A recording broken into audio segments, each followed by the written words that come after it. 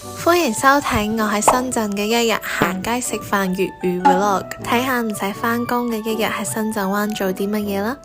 大家早晨，今日着到好似成個足球寶貝咁，仲夾咗個髮髻喺個頭度，偶爾都想着下同平時好唔同嘅風格。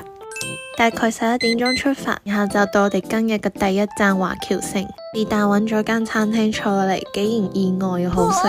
唔知你哋係咪都係一到夏天，大家就好想食一啲酸酸辣辣嘅嘢？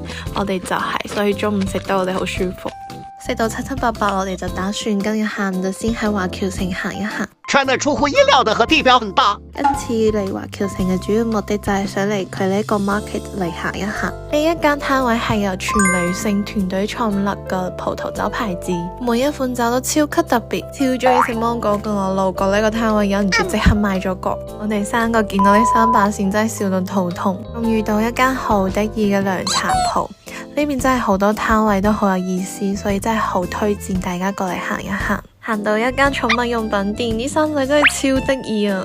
但可惜你能夠真係一件都着唔到。唔准你話俾人知。行完個 market， 啱好經過一間精品書店，佢哋嘅選品真係好有 taste， 大家可以睇睇。見到一副超靚嘅啤牌。呢間書店有好多好得意嘅小細節，大家如果嚟華僑城一定要嚟行行。天氣太熱，實在太口渴啦，我哋就去到 G Coffee 買咗杯 SOE。可能係我咖啡師嘅原因啦，所以我都帶到身邊嘅人好中意飲冰味，可以詳細嘅去感受咖啡豆嘅風味。好喝。買完咖啡就一齊去咗間集合嘅家居鋪，每次行街都好中意睇呢啲好有意思嘅小玩意。之後經過一間首飾鋪，發現佢有塗鴉式嘅即影即有，即刻我哋打算整翻張。呢個畫畫嘅哥哥仔真係超識傾偈，大家如果嚟深圳華僑城一定要揾佢，畫得超得意。4點幾嗰時就打算轉場去萬象城，因為呢邊都有一個集市。我真係覺得萬象城每次嘅招商招嘅店都好好，因為佢每一間店都好有特色，好得意，嚟一啲有意思嘅文創啦，同埋一啲獨立設計師嘅小眾作品首飾都好靚。女仔真係好中意行呢啲商鋪，遇到一個好得意嘅髮髻，打算買落嚟送俾朋友。撞到一個好夏天嘅手機殼，我哋就笑住講話，係咪其實每一間店我哋都要入去消費一下呢？我下個路要信。而且你會發現每間嘅店面設計都好靚。行街嗰陣，我隨口講咗句我幾年冇換過耳機殼，Kitty 就話要送俾我哋一人一個耳機殼，就係中間呢個靚女。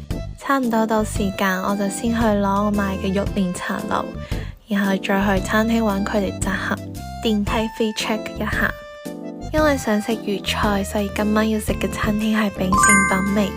等緊菜上嘅期間，已經換上我嘅手機殼，仲買咗佢配套嘅手機支架，打算大現再黐上去。太肚餓啦，食個蓮藕先。個碟葱油雞真係超級無敵好食，上面嘅葱油好香。個哥哥仔服務態度超好，見到我拍緊嘢，仲攞咗個手機支架俾我。每次都最中意食飯嗰時嘅 Girls Talk 環節，我真係好中意同女仔傾偈。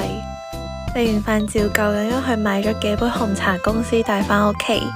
今日嘅行程就到呢度啦，多謝大家收睇，我哋下次見。